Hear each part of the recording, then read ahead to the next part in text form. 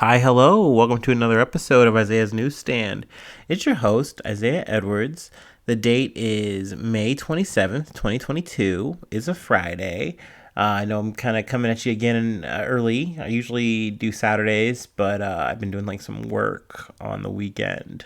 And definitely we're just going to do a little Friday and then Sunday action, I think. But yeah, I had a good week. Very productive. Good things are happening. I hope. It feels like they are. I'm in a good mindset. I'm working my ass off. Feet still hurt. I'm old. But hey, we're managing. Thank you, Advil. Not sponsored. Um, let's see. Food and beverage. I want to talk some light stuff. We're getting into some heavy shit. Also, sorry for my notifications. I guess I'm a popular guy today. I don't know. That's weird. I need to unlink my phone to my computer. But yeah, food and beverage. Let's start with the beverage. I was hankering something I hadn't tried before, at least officially. I went and got a cold brew coffee from Starbucks. To be exact, it was a cold brew with the foam. I feel like that's important. I feel like that's like a status thing. You're letting people know when you get the foam. Apparently there's options. I posted about this the other day, but like whenever I go to Starbucks, it feels like a Hurt Locker situation. The stress in me is very tense. My butt is very clenched because I don't want to fuck it up and be that guy. And I'm already making some like baristas' day even worse because they have to explain to me because I'm like an idiot. So I just walked up and I just said, "Hey, I'm trying to get a cold brew." I said it like it was a new like a first time drug buy. Like it was so embarrassing, but the barista was very nice. They just let me know my options. I got a salted caramel. It was delicious. It was definitely just giving iced coffee vibe, but I mean, hey, it was good. It was very good. Also, I paid what like $5.25 or like whatever, like, and it was like I got with the grande, the little medium, but it was definitely a little medium. Motherfuckers looking medium. But hey, I'm poor, so let me bitch and moan about this. But it was very good. They're very helpful. So yeah, I would definitely try it again. I might have a report because I want to do a Pepsi challenge. I want to try the Dunkin' Donuts one. See what that's hitting like. If it really is worse or if it's like comparable. We'll see. I'll get back to you. For the food, what do we eat? I had Cane's today. Kenya combo, extra toast, extra slaw. I'm a slaw boy. I've been seeing some coleslaw slander, and I understand. I used to be one of them. But the scales have left my eyes, like Paul. And I truly see that this mayo-y semi-salad thing is all right. It's okay. It's all right. When you let a little mayo in your life, things really change dramatically. That's all I'm going to say. Your health, it goes downhill, but hey, whatever. It's fine. I like picnic food. What can I say? Let's see. I'm really just putting it off here. I'm really circling the drain. I don't like this episode. I'm going to tell you now. I don't like the cue today. Some things are good. Most of it's blah. But we're going to talk about it. We're going to get into it. I'm going to start off with the Ukraine stuff. Good news is it's kind of short. Bad news is it's not good. Pretty much, I got this as a little quick update from CNN, but I'm just going to kind of broad stroke it for you. It's from their live updates. You can always just go and check, and they will just have like almost a play-by-play. It's very minute, too, if you're really into that. But Zelensky promises Donbass will be Ukrainian again as Russian forces continue to make gains. So essentially, last I think we left off, we were talking about Mariupol. More or less everything went down there. It seems that Russia really has in their phase 2 of things really kind of acclimated to what the situation is for them. That they can't just come into Ukraine and take everything they want. So they really are just going to focus on the east. And not only are they just going to focus, they're going to take the winning strategies that has been working for them, which is like kind of doing a very hard, aggressive, like strangling of a city, of an area, taking it over, taking back territory that they lost to the Ukrainians, earlier. So, things aren't looking good in that regard. Also, I mean, there's definitely been talks about like, hey, maybe we should be talking about concessions. And I mean, that's something where, I think would be a good thing to get to just to end this. But at the same time, the Ukrainian kind of line is we're not negotiating. Like or if we are negotiating, it is about taking back all of the territory that was lost. And they're not just talking about this invasion, this conflict, this war right now. They're talking about the whole war. So we're going back before 2014. It's going to be a hard conversation to get through. And you're not even at the table with Putin or whoever right now. So who knows? But that's all I really have for that. It was pretty short on the information, pretty short on the, real big events or anything like that. At least as I know. Update from the whole baby formula shortage thing. I got this from CNN Politics. Baby formula arrives in Indianapolis from Germany on U.S. military aircraft to address critical need. So this was the first installment of baby formula that we've gotten abroad. I know I kind of just put the story up, I want to say like a couple weeks ago, so I was already kind of behind on it then, I think. But there just has been an update in terms of that. So 35 tons of baby formula have arrived. That was Sunday. And that's a good thing. But sadly, this is like a very specific shipment. So like this is like the first wave. It's meant to go for like, it's like an hypoallergenic formula for babies who really need it. And they have like an intolerant, and it will be fed to babies intolerant of protein and cow milk.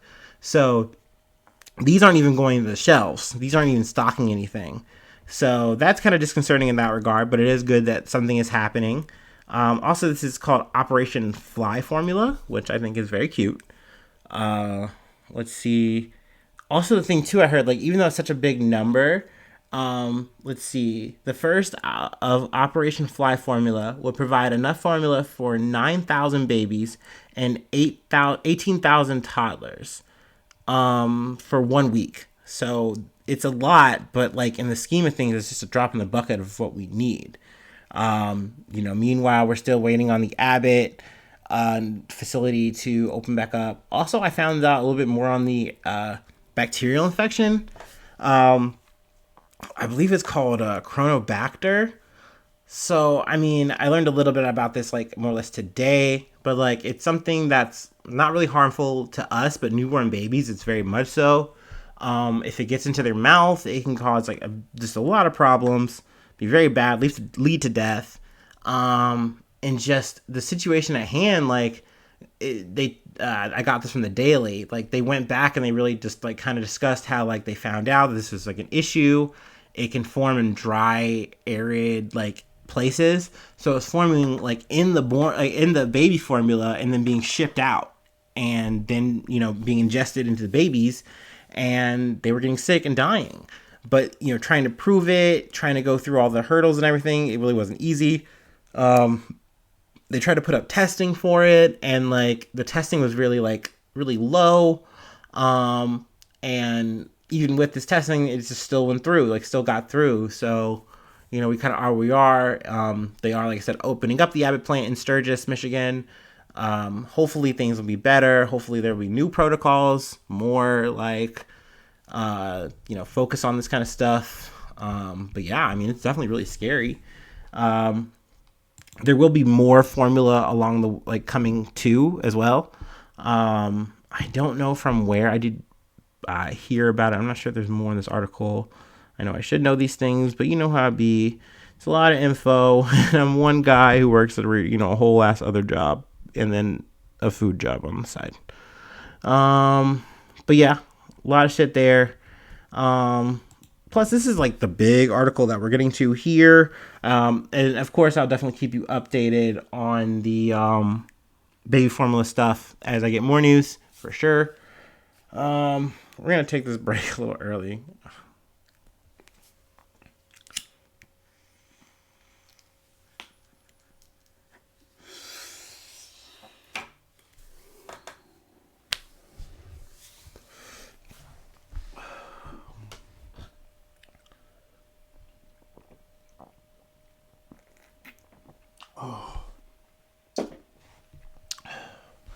Maybe one day I get to the point where I edit these out. These little rare little moments, but I like them. I think they're cute, even though, this is just whatever. But let's talk about it. It's been the news of the week. It's been real big. It's been real fucking sad. I got it from Yahoo News. Associated Press is like where they got it from. Onlookers urged police to charge into Texas school. The story takes place. I call it a story. I really want to be so fucking detached from this shit. Happened in Uvalde, Texas. Robb Elementary School. Jesus fucking Christ. 19 children and 2 teachers were killed. It was a massacre. I mean, it's just all kinds of fucking... I'm really trying not to get emotional about this. I know I shouldn't. I hate that because it can kind of feel really, fake or forced, whatever. This isn't my thing. It's not like this happened to me, but it's just sad to see this shit, hear this shit. And it is one of those things where, I'm doing this shit, researching it, and it is... Something I will tell people is it's okay to take breaks from the news. It's something I did before I got into this stuff when I would get my interest piqued. But there are just sometimes when the discourse online, it can be very blah on either side, no matter what you feel or think. And then plus it's just the actual situation is very sad and it's really fucked up and it's hard to come up with answers. And what do you do? But Salvador Ramos, 18 years old, he started off his day in an argument with his grandmother. I guess the argument escalated in a way for him where he felt that it was time. Plus, he had already been planning this and on social media, talking and doing things, talking about, being prepared and doing stuff the next day. Though there really isn't a motive on why he did this, at least from what happened or what we know so far. He shoots her in the face. Now, his grandma is still alive. His grandmother's still alive. She stumbles out. A neighbor tends to her. Let's see, the neighbor Gilbert Gallegos. And they tend to her. Let's see, or maybe this person just saw the situation. But they take her in. They try to tend to her wounds as best they can. Call the police. Ramos then gets into his grandparents' truck. And also I found this out, I believe, from Start Here, ABC News, that he doesn't know how to drive. He's 18 years old. He's able to buy a gun, without any credentials, anything, easy as you like, as long as you have the money. And he had been trying beforehand also to, through his sister, other, members and stuff, to, get a weapon, get a firearm. And they're like, no, I don't want to do that. I'm not doing that for you. But he doesn't know how to drive, doesn't have a license. But he's able to put it in gear after, figuring it out, panicked. He takes the truck and he drives down to Robb Elementary School. He then crashes the truck into a ditch. And now here's where the story gets, I want to say, complicated. And I only say that because there's a report that I heard initially that then splinters into another report. And then we kind of have where we're at now on Friday, where the police are saying, well, we didn't have all the answers at the time. We're still trying to figure out everything out. And people are like, why did X and Y happen? So we're going to try to do our best to get into it. But essentially, he crashes into the ditch. He then, let's see. I would like to kind of maybe run it off of where they say it. Okay, officials say he encountered a school district security officer outside the school, though there were conflicting reports from authorities on whether the men exchanged fire.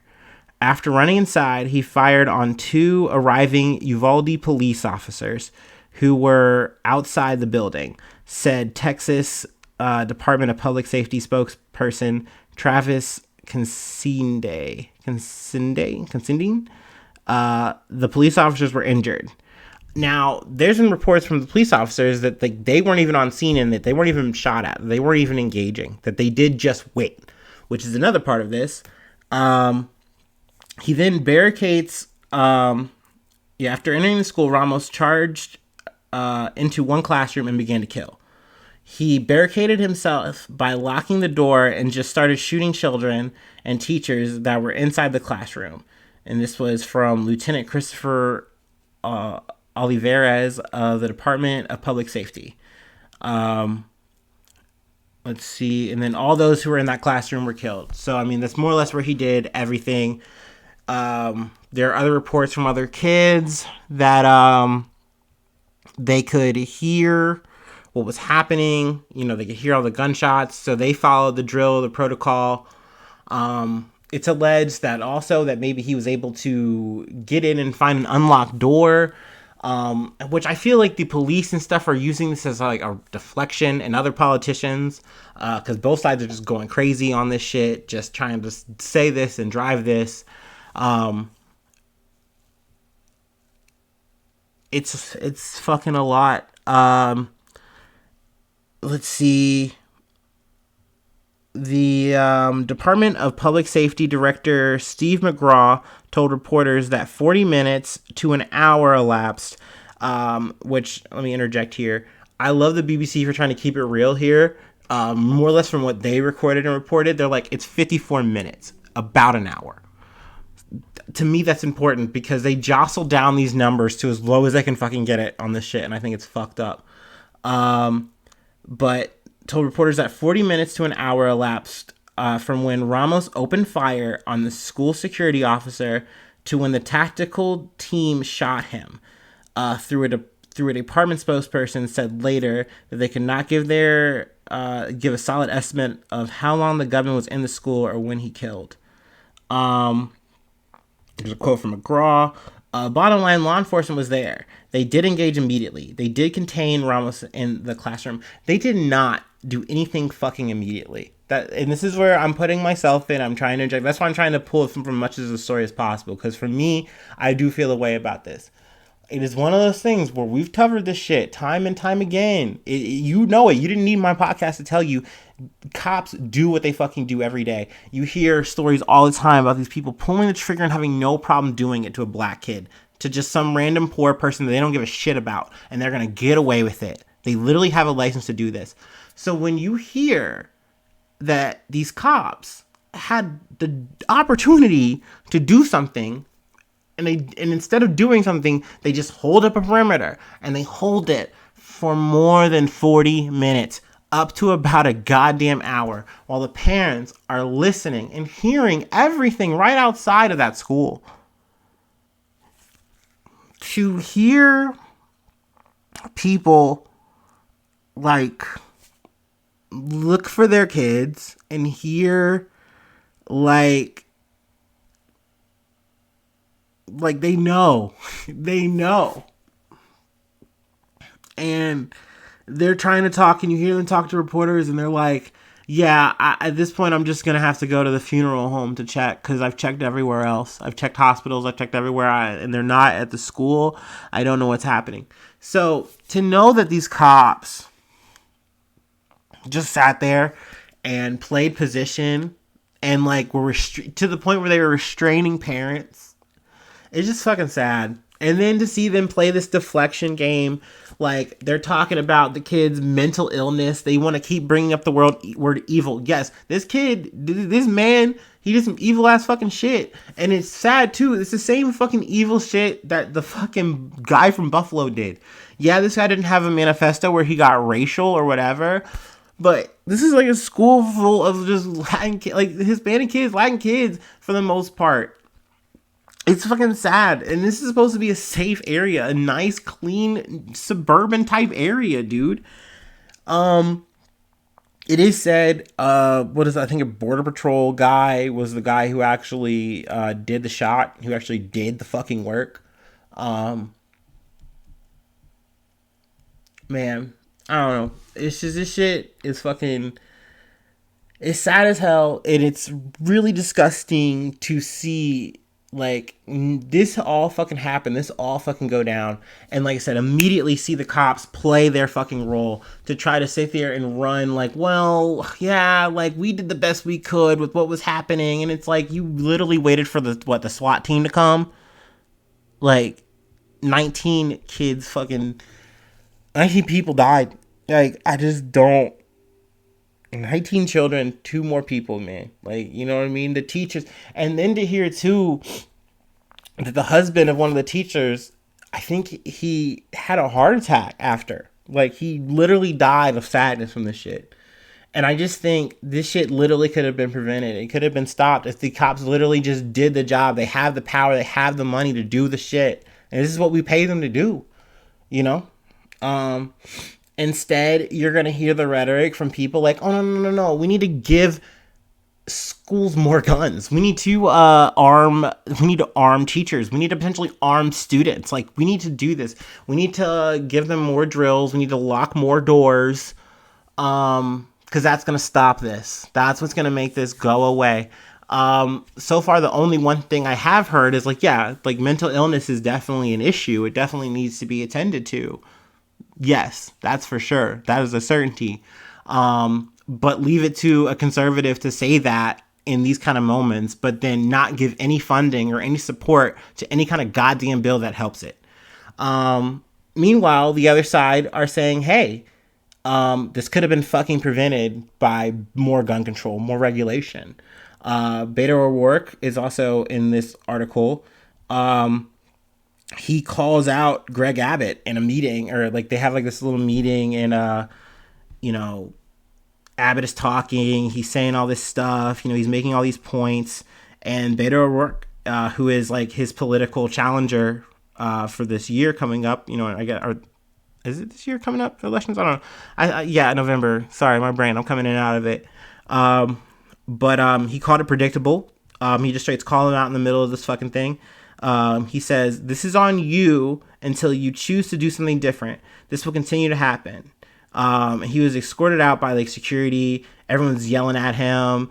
Apparently the Uvalde mayor, Don McLaughlin, yelled at him and called him a sick son of a bitch. I heard the audio. He's like, the big thing I heard that it kind of made me chuckle. I know I like chaos and conflict.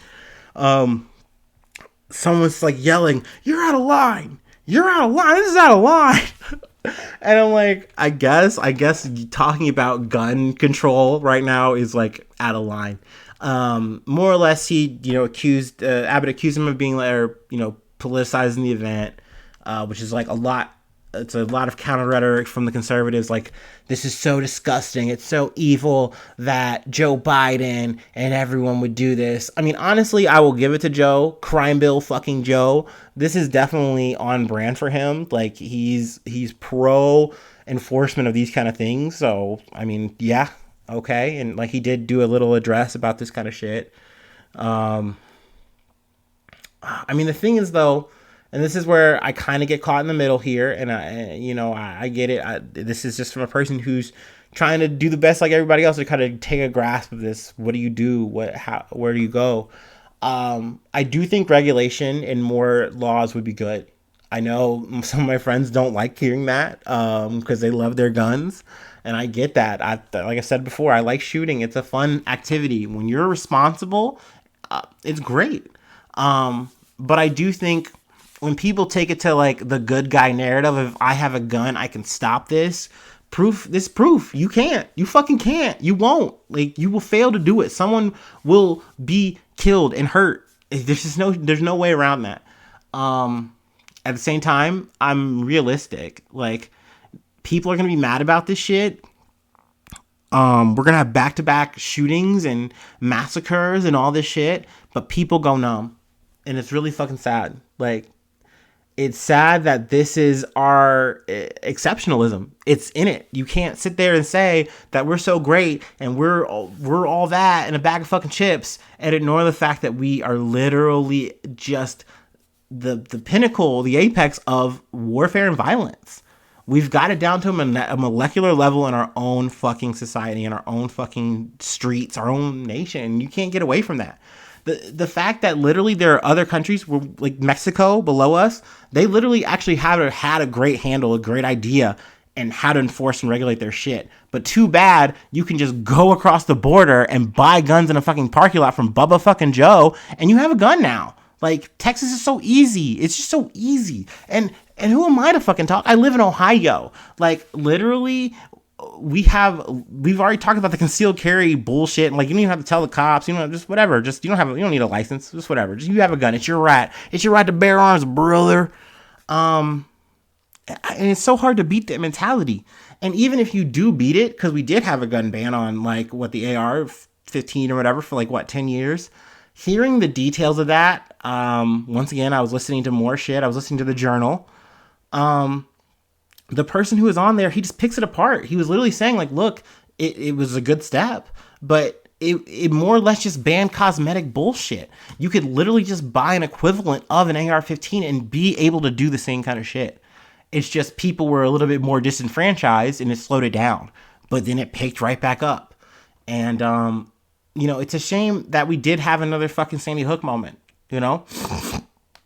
And, you know, it's scary to think the kind of propaganda that's going to come out of it. I already know that there was, like, some bullshit off of Reddit where they alleged someone else who was, like, a trans, like, person, did all this for, like they tried to, like, insert and make a motive. And it was literally the wrong person. It wasn't even this Ramos person.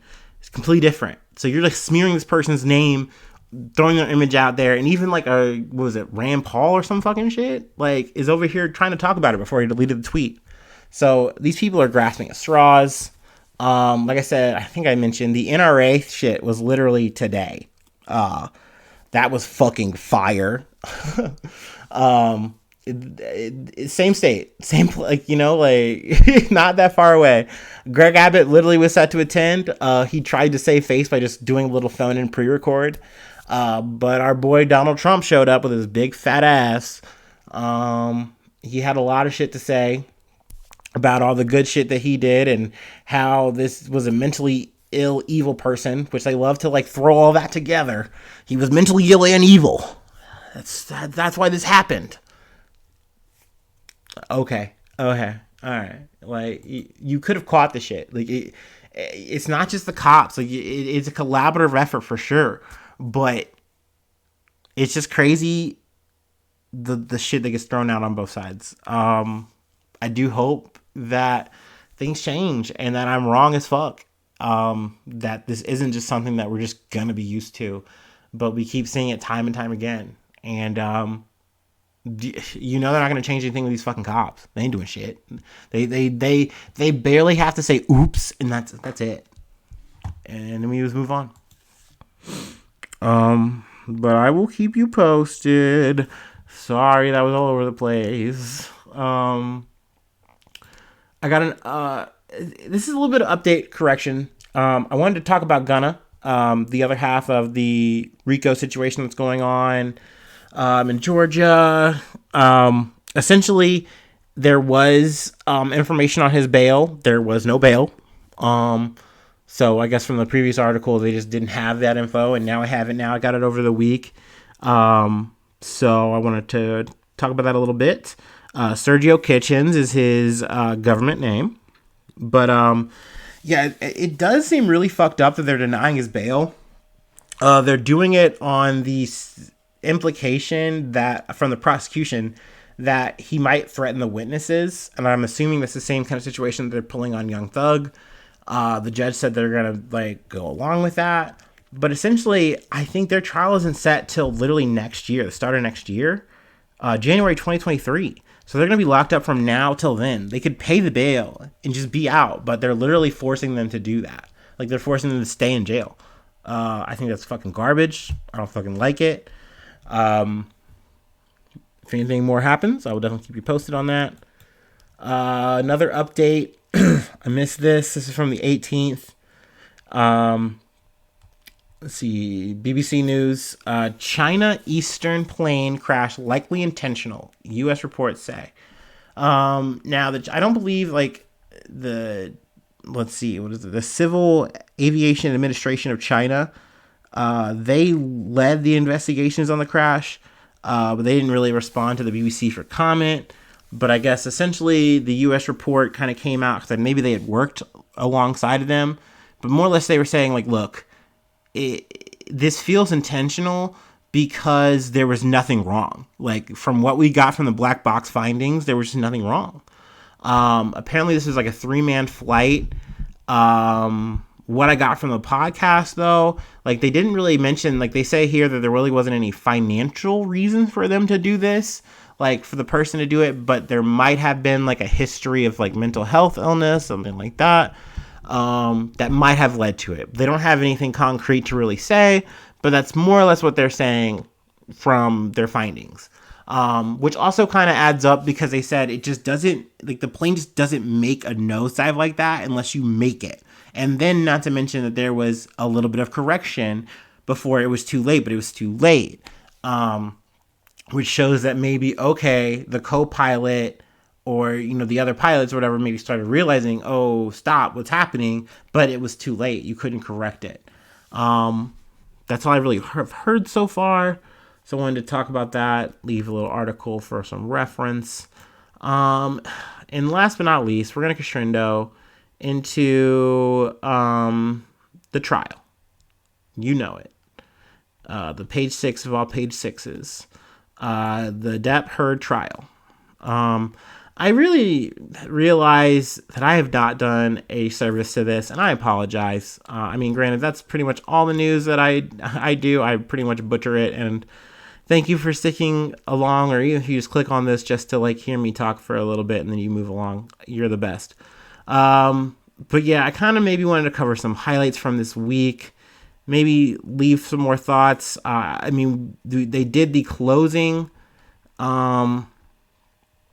today, but there's still going to be a verdict or what have you, at least on Johnny Depp's end. I don't know if they were able to get them lumped in together, but I would suggest going to the New York Post. It gives you a great, like, just long little bit of timeline with some pictures. I like my little pictures.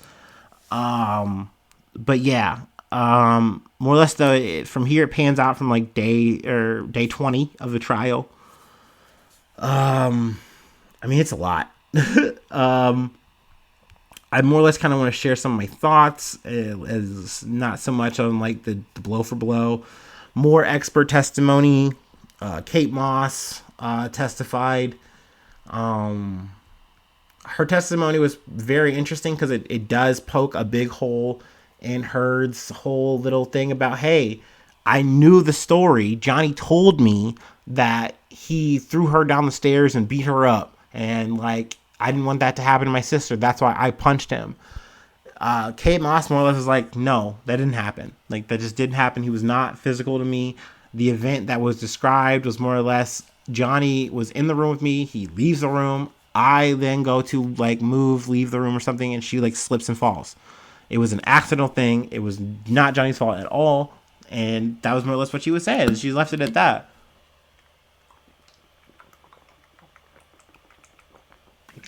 Oh, sorry, I'm parched. More or less, Johnny also testifies, echoing that. Amber Heard. Also, another key thing was, it's kind of noted here, I noted it a lot, that Amber Heard's team doesn't cross-examine. To me, that's an important thing. My Law and Order brain goes, ooh, that's a little spicy. Don't you want that? Don't you want a piece of that conversation? Isn't that important? Or is it already that damning and you don't want to make that worse? Let's see. What else is there? Heard does testify. She kind of says, well, like, that's one of, like, Johnny's friends. Of course she's going to back Johnny. She's not going to tell the truth or whatever. Like, more or less trying to just, like, slight that story and stick to hers. Let's see. Weird guy. Let's see. Dr. David Spiegel. Please look him up. There's, like, some videos of him doing some weird mouth movements and stuff. Very cringe. More or less, his testimony was like trying to say, like, look, Johnny, he just has a bad vibe. I'm telling you, this is like a psychiatrist. He is like a bad like the way he talks, the way he, is slurring his speech and doing this and that. He's not in control. He's out of control. Like, more or less, that's the summary of his statement. He's on cross-examine, gets a little bit burnt, in my opinion. That's where he does the weird mouth stuff, I think.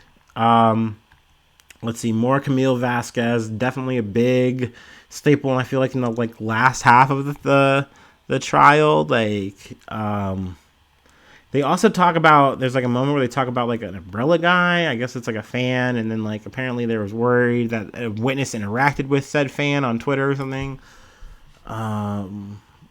Let's see. What are some more highlights I want to talk about here as I scroll around? A lot of talk about Aquaman, where did she stand with Aquaman 2? It said that Jason Momoa really fought for her to be on the show, but on the movie, but they really were kind of anti it. I disagree with the assumption. There's a little highlight here. Expert: Aquaman should have been Heard's Stars Born moment. I really don't feel like those are really comparable, but maybe that's just my personal opinion. Maybe I'm wrong there. Let's see. What are some more highlights? They talk about his finger a lot. There's a surgeon who more or less kind of disputes it, like an expert. The surgeon who actually does it is kind of I'm a little vague. I don't really want to talk too much this way or the other. At least kind of that's what I gathered from this article. Let's see what else we got here. Depp tried to get the counterclaim thrown out, but it was not successful. Let's see. The whole cavity inspection, or one of the rape kind of situation, was addressed by the guy who, let's see, ex-owner of Hicksville Trailer Park. He kind of said that he didn't really see any of that kind of behavior from Johnny that night. Let's see. They talk about Amber Heard smirking. Let's see. I'll move on from that.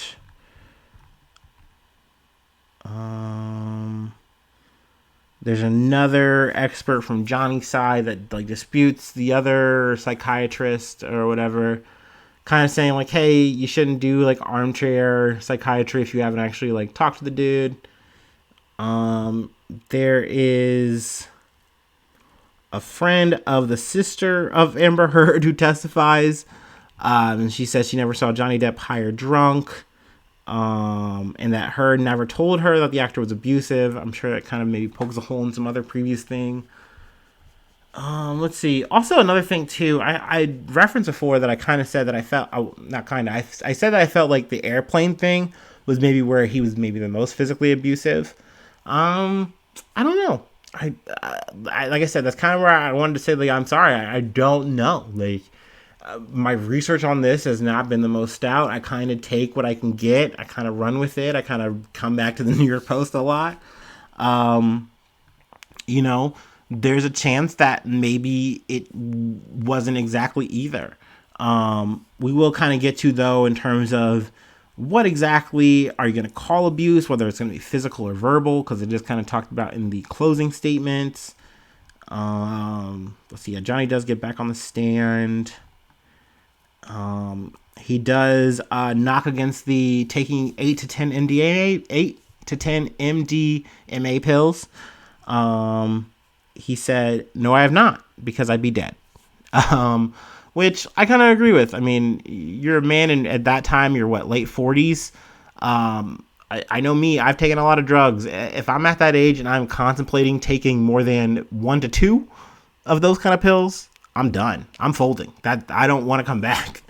I don't know. It's also, what is it? Vasquez, she does half of the closing, and she references that moment where he's really zonked out, hands in his pocket, ice cream drooling from his face, and Amber Heard's recording it.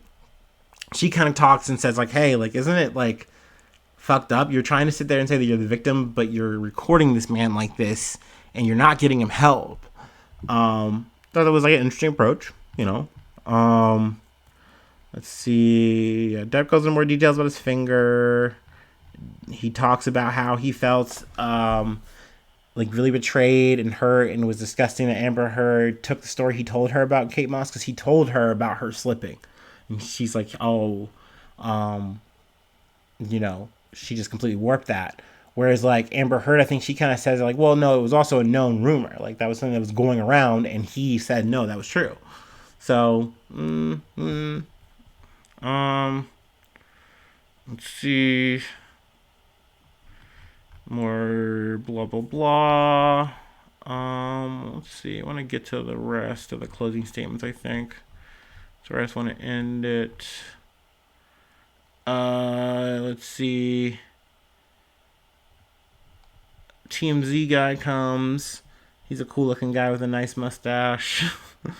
They talk about the bruising being fake, cosmetic. Maybe not the TMZ guy. I'm just saying that's brought up. Let's see here. You can tell I really just want to be done with it. I'm sorry, guys. I'm the worst. Thanks for putting up with me. I would like to put as much of a bow on it as I can. Yeah, they really just do their best to try to poke holes in Amber Heard's thing. I guess for me, I really do feel like it. If you're doing a percentage, which I don't feel like is the best way to do this, I think Johnny Depp's team put on a better display of what their truth is. I think Amber Heard's team tried to really show and prove at least bits of abuse. And that maybe you don't believe all of it, but hopefully you just believe at least one thing. And if you can believe that one thing, then you have to rule on the side of Amber Heard. You at least have to say that Johnny Depp should not be allowed any money, and Amber Heard should get something, maybe, but like at least that. I really feel like they kind of hinged a lot of their closing statement on that. Made sense to me. Let's see. I do think a lot of public opinion is on Johnny Depp's side. We've talked about that before. How people are just going crazy, going dumb, going stupid for Johnny. But it to me, it has been a very interesting thing to watch. You can call me a vulture for, talking about it and harping on it, even though, like I said, I didn't do it justice. But it is interesting to me. I won't lie. I mean, maybe it's the voyeur in me or what have you, but I did like seeing something that wasn't like a criminal case. This was like just a different type of thing. But it was really like just two celebrities. So I was like, okay, we'll definitely come back with the verdict if they do come out by this week. I don't really know how fast these might wrap up or not. If you have my socials or you want to talk about it, by all means, we can talk about it. I'd love to. Thank you for hanging in for. I'm sorry. I want to do one more thing. Let me look it up real quick. RP Ray Liotta. Let's see. I know I'm doing this on the fly. I just remembered at the end, and I wanted to talk about it real quick. 67. I believe he died in his sleep in the Dominican Republic. Really sad. For me, Goodfellas is a favorite. I know a lot of people talk about Field of Dreams. I didn't really watch that. Grand Theft Auto, he was Tommy Vercetti, which, what is it, Vice City or whatever.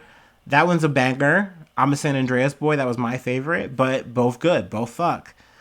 But I'm gonna say it, and I'm gonna throw flowers. We love him. Hell yeah, let's go. But I gotta talk about one of my least favorite fucking movies. And I'm gonna see if I can find it and see if I can get the name right. I think it is called In the Name. Yeah, here it is. In the Name of the King, A Dungeon Siege Tale. Though one of the worst movies I've ever fucking seen.